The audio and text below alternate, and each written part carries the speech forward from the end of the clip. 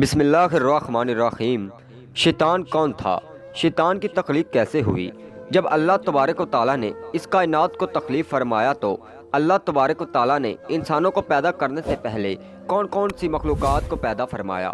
اس روئے زمین پر انسانوں سے پہلے کون کون سی مخلوقات رہا کرتی تھی؟ اور انسانوں کے ازلی دشمن شیطان کو کیسے پیدا کیا گیا؟ اس کے ماں باپ کون تھے؟ اور اس روئے زمین پر سب سے پہلے شیطانوں اور فرشتوں کے درمیان جنگ کس وجہ سے ہوئی؟ شیطان اسرائیل سے ابلیس کیسے بنا؟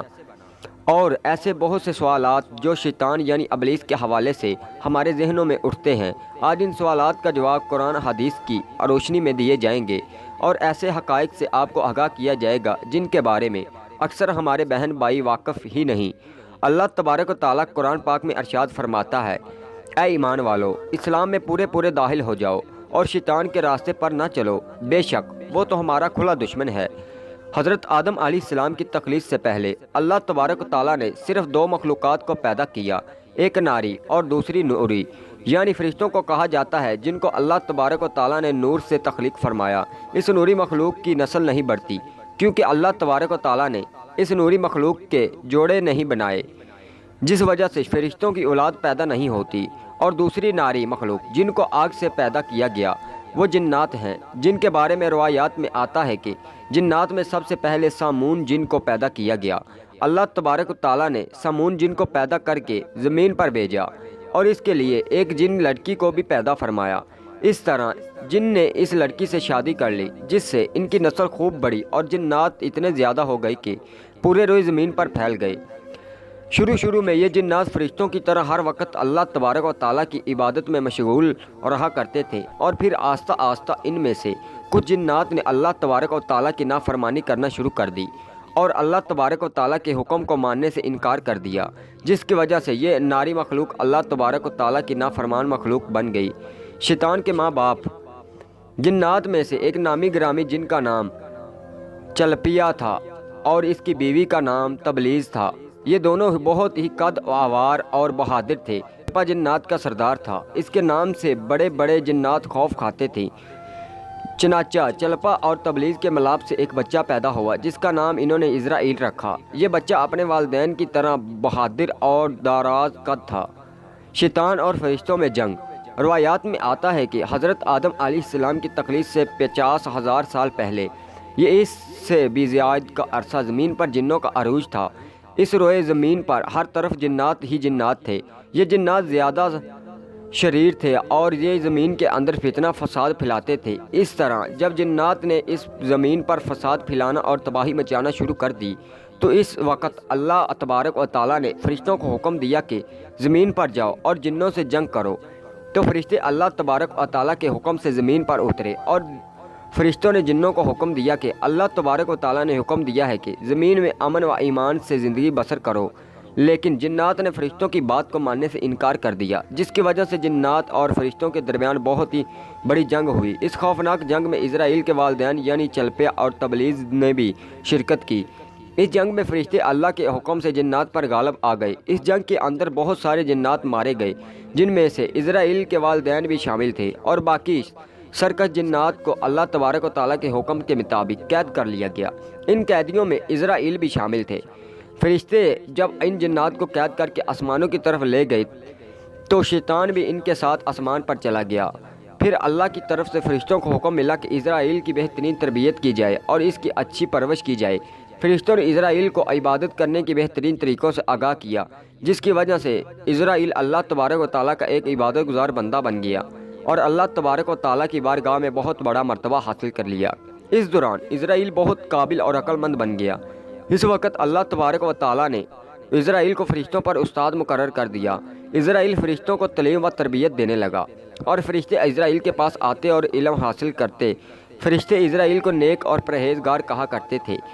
حضرت کعب بن اخبار رضی اللہ تعالیٰ عنہم بیان کرتے ہیں کہ اسرائیل 40,000 سال تک جنات کا خزانچی رہا اور 80 سال تک وہ فرشتوں کے ساتھ رہا اور 20,000 سال تک فرشتوں کو تعلیم و تربیت دیتا رہا۔ اس کا مقام اللہ تبارک و تعالیٰ کی بارگاہ میں اتنا زیادہ ہو گیا کہ اللہ تبارک و تعالیٰ کے سب سے مقرب فرشتے حضرت جبریل علیہ السلام، حضرت میکائیل علیہ السلام حضرت اسرافیل علیہ السلام اور حضرت اسرائیل علیہ السلام بھی اس سے تعلیم و تربیت حاصل کیا کرتے تھے۔ اللہ تبارک و تعالیٰ اس کائنات کا حقیقی مالک ہے، اس سے کوئی بھی چیز پوشیدہ نہیں ہے۔ اللہ تبارک و تعالیٰ کو اس بات کا علم تھا کہ یہ اسرائیل ایک دن میرے حکم کو جھٹلا دے گا اور اس کا خاتمہ کفر پر ہوگا۔ چنانچہ ایک دن اسرائیل کا گزر لوح محفوظ کے قریب سے ہوا تو اسرائیل نے لوح محفوظ پر دیکھا جس پر لکھا ہوا تھا کہ میں شیطان مردود سے اللہ کی پناہ مانگتا ہوں۔ اس تحریر کو پڑھنے کے بعد تقریباً 2000 سال تک اسرائیل روتا رہا اور اللہ تبارک و تعالیٰ کی عبادت میں مصروف رہا۔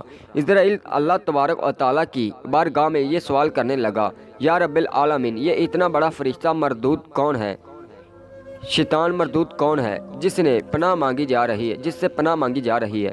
اسرائیل کے سوال کا جواب دیتے ہوئے اللہ تبارک و تعالیٰ نے ارشاد فرمایا، میں نے ایک بندے کو اپنی ہر نعمت سے نوازا ہے۔ وہ بندہ ایک دن میرے حکم کو ماننے سے انکار کرے گا جس کی وجہ سے اس کی ساری عبادت ضائع ہو جائے گی اور وہ شیطان مردود بن جائے گا۔ اللہ تبارک و تعالیٰ کا یہ فرمان سننے کے بعد اسرائیل ہر وقت یہ سوچتا رہتا کہ وہ شیطان مردود کون ہوگا۔ چنانچہ اسرائیل نے اللہ تبارک و تعالیٰ سے کہا کہ یا رب العالمین، میں اس شیطان مردود سے ملنا چاہتا ہوں۔ تو اس وقت اللہ تبارک و تعالیٰ نے اسرائیل کو فرمایا، تو جلدی ہی اس بندے کو دیکھ لے گا۔ پھر اس کے بعد اللہ تبارک و تعالیٰ نے فرشتوں میں سے یہ اعلان کیا کہ میں زمین پر اپنا خلیفہ مقرر کرنے لگا ہوں۔ اسرائیل کو جب اس بات کا علم ہوا تو اللہ تبارک و تعالیٰ کے ایک ایسے انسان کو پیدا کرنے جا رہا ہے جس کے پتلے کو بنانے کے لیے آسمانوں اور زمین سے مٹی کو اکٹھا کیا جا رہا ہے۔ تخلیق آدم علیہ السلام۔ چنانچہ جب اللہ تبارک و تعالیٰ نے حضرت آدم علیہ السلام کے پتلے کو تخلیق فرما لیا تو اس پتلے کو 40,000 سال تک اس طرح پڑا رہنے دیا، اس میں جان نہ ڈالی گئی۔ چنانچہ جب فرشتے حضرت آدم علیہ السلام کے پتلے کے قریب سے گزرتے تو حیرت زدہ ہو کر اس کو دیکھتے، اور جب اسرائیل کا گزر حضرت آدم علیہ السلام کے پتلے کے قریب سے ہوتا تو یہ نفرت کی وجہ سے حضرت آدم علیہ السلام کے پتلے کو اذیت دیتا، کیونکہ اسرائیل یہ سمجھتا تھا کہ اللہ تبارک و تعالیٰ کے خلیفہ بننے کے لائق صرف میں ہی ہوں۔ اس وجہ سے وہ حضرت آدم علیہ السلام کے پتلے کو اذیت دیتا۔ جب اسرائیل حضرت آدم علیہ السلام کے پتلے کو مارتا تو اندر سے مٹی کے کھنکنے کی آواز آتی۔ چنانچہ جب اللہ تبارک و تعالیٰ نے حضرت آدم علیہ السلام کو تخلیق فرمایا اور اس کے اندر روح بھی داخل کر دی تو اس دن اللہ تبارک و تعالیٰ نے سب فرشتوں کو حکم دیا، سب میرے پاس اکٹھے ہو جاؤ۔ جب سارے فرشتے اللہ تبارک و تعالیٰ کی بارگاہ میں حاضر ہو گئے تو اللہ تبارک و تعالیٰ نے حکم دیا کہ میں زمین پر اپنا ایک بندہ پیدا کرنے والا ہوں جو زمین پر جا کر میرے حکم کی تعمیل کرے گا۔ اور اس وقت فرشتوں نے اللہ تبارک و تعالیٰ کی بارگاہ میں عرض کیا، یا رب العالمین، یہ بندہ زمین پر جا کر تیرا نافرمان ہو جائے گا، ہم تو ہر وقت عبادت میں مصروف رہتے ہیں۔ تو اللہ تبارک و تعالیٰ نے ارشاد فرمایا، جو کچھ میں دیکھ رہا ہوں وہ تم نہیں دیکھ سکتے۔ شیطان کی بغاوت۔ اس وقت جب فرشتوں کو حکم دیا گیا کہ حضرت آدم علیہ السلام کو سجدہ کرو تو تمام فرشتے اللہ تبارک و تعالیٰ کے حکم کے مطابق حضرت آدم علیہ السلام کو سجدہ کرنے کے لیے جھک گئے، لیکن اسرائیل نے حضرت آدم علیہ السلام کو بعض بغض اور تکبر کی وجہ سے سجدہ نہ کیا۔ اس وقت اللہ تبارک و تعالیٰ نے اسرائیل سے پوچھا کہ تم نے سجدہ کیوں نہیں کیا؟ اس وقت اسرائیل تکبر اور غرور میں آ کر بولنے لگا، اے رب العالمین، تو نے مجھے آگ سے پیدا کیا، اس پتلے کو مٹی سے پیدا کیا، اس میں مٹی کے پتلے سے کئی درجے بہتر ہوں۔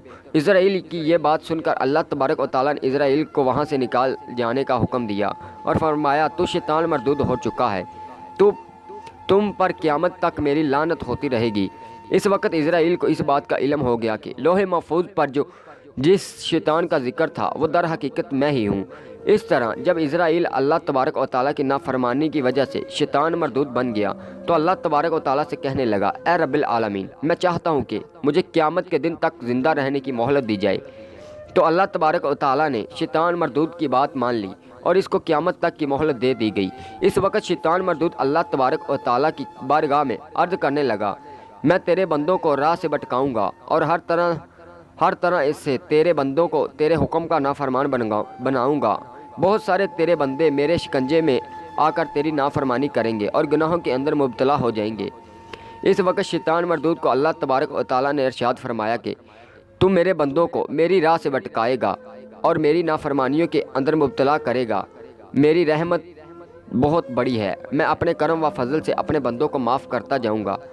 اس طرح غرور اور تکبر کی وجہ سے اسرائیل شیطان مردود بن گیا اور اللہ تبارک و تعالیٰ نے لعنت کا तवक इसके गले में डाल दिया, इसको आसमान से नीचे फेंक दिया और इस तरह शैतान मरदूद हमेशा के लिए अल्लाह तबारक व तआला की रहमत से दूर हो गया। रवायात में आता है कि जब करब क़यामत दूसरा सूर फूंका जाएगा तो इस वक्त अल्लाह तबारक व तआला शैतान को दर्दनाक मौत अता फरमाएगा और इसके बाद शैतान मरदूद को हमेशा हमेशा के लिए जहन्नम में दाखिल कर दिया जाएगा। अल्लाह तबारक व तआला से दुआ है कि अल्लाह तबारक व तआला हमें हमेशा अपनी फरमाबरदारी में ज़िंदगी गुजारने की तौफीक अता फरमाए और शैतान मरदूद के शर से हमें और हमारे अहल अयाल और तमाम उम्मत मुसलमा को महफूज रखे, आमीन। दोस्तों, वीडियो अच्छी लगी तो हमारा यूट्यूब चैनल सब्सक्राइब कर दें और बेल आइकन को प्रेस कर दें ताकि हमारी आने वाली वीडियो आप तक पहुंचती रहे। अगर वीडियो में कोई मिस्टेक हो जाती है तो कमेंट सेक्शन में ज़रूर बताइएगा। जज़ाकल्लाह। अल्लाह आपको अपने हिफ्ज़ ईमान में रखे और आपकी नेक ख्वाहिशात पूरी करे, आमीन।